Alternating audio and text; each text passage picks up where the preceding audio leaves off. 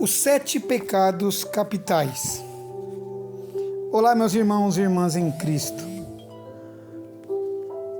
Vamos falar hoje sobre o Papa São Gregório Magno e os 7 pecados capitais. Ao sinal do clarim diz: Vamos, de longe fareja a batalha, a voz troante dos capitães e o aleirado dos guerreiros. Jó, capítulo 39, versículo 25.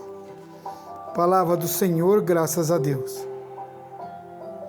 Pois os vícios tentadores que lutam conosco uma batalha invisível em nome do orgulho que reina sobre eles, alguns deles tomam a dianteira como capitães, enquanto outros o acompanham, feito um grande exército. Pois os pecados, irmãos, não ocupam o coração na mesma medida, enquanto, porém, os poucos maiores surpreendem um espírito negligente. Os inumeráveis menores se despejam sobre todo o seu corpo.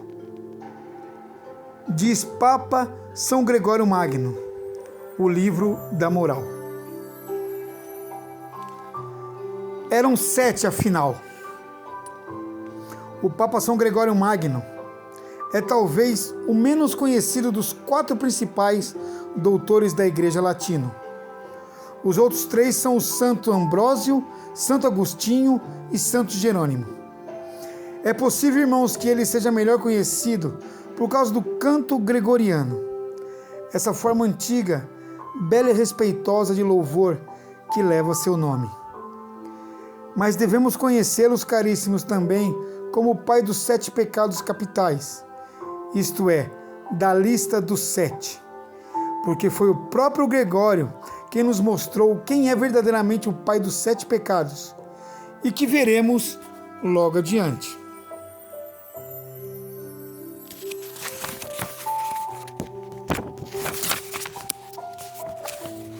São Gregório, irmãos, nasceu numa época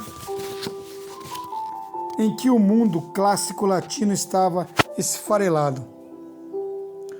Roma há muito tinha sido conquistada pelos ostrógodos, e quando o santo beirava os seus 30 anos, os lombardos já estavam preparados para dominar a Península Itálica. Era um tempo em que muitos, incluindo ele, acreditavam que o fim do mundo estava virando a esquina. Era um tempo que alguns historiadores chamaram de aurora da Idade das Trevas. Filho de um senador romano, Gregório nasceu em meio ao poder e à bonança. Em 573, quando não tinha muito mais do que 30 anos, deteve o posto de prefeito de Roma e ficou encarregado da administração daquela cidade enorme. Assim como Prudêncio manteve o ofício durante o período imperial do Estado de Roma.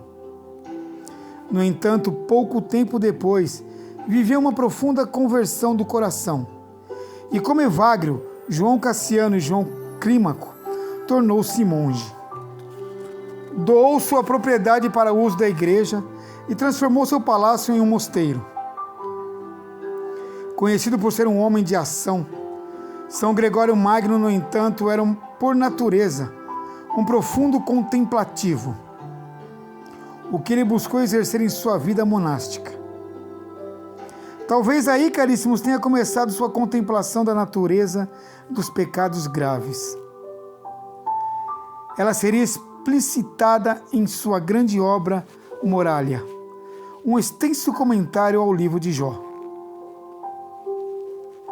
O mundo, irmãos, no entanto, continuava atrás de Gregório, e o Papa Pelágio II fez o núncio apostólico da corte do imperador bizantino em Constantinopla. No ano de 1590, exerceu tão bem durante os últimos 14 anos de sua vida, que mais tarde viria a ser conhecido como um dos poucos dignos do título, o Grande Magno. Bem, mas o que Gregório Magno tem que ver com esses 7 pecados capitais? Irmãos, é hora de pormos a mão na massa.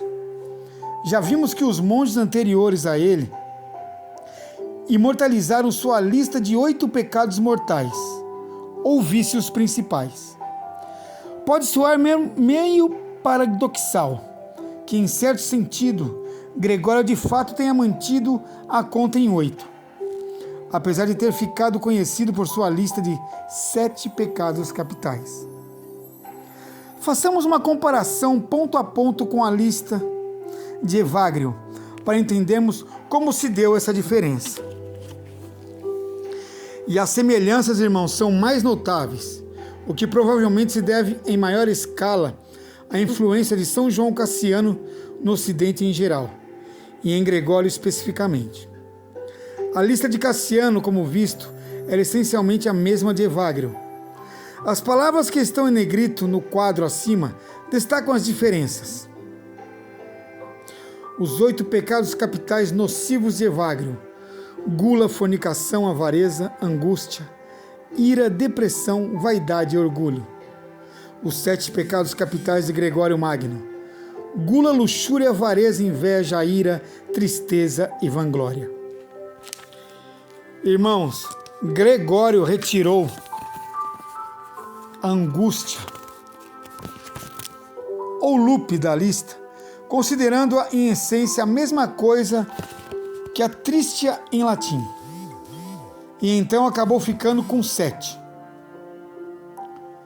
No entanto, acrescentou um pecado de importância primária, que estava faltando nas listas anteriores: a inveja, um pecado pesaroso pelo qual nos entristecemos ao ver o bem de outra pessoa. Isso fez com que ele voltasse a ficar com 8 na lista. Removeu então dela o orgulho, porque achava que o orgulho, irmãos, não era um pecado mortal. Não, de jeito nenhum. Na verdade, via como o pior de todos, como os mais fundamentais dos pecados, que pariam esses mesmos 7 outros.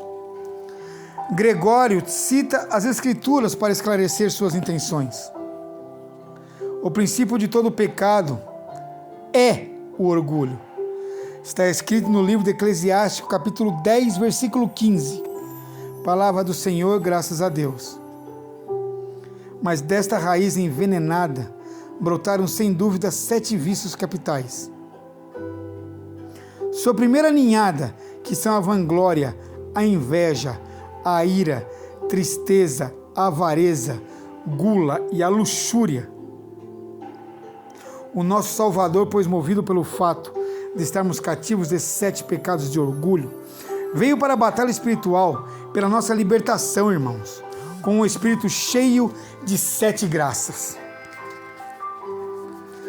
Por hoje, irmãos, é só, para que não fique muito cansativo a nossa caminhada sobre os 7 pecados capitais. No próximo dia, falaremos e farejemos pecados à distância. Tenham um bom dia, uma boa tarde, uma ótima noite e uma excelente madrugada. Que Deus abençoe a todos. Só por ti, Jesus.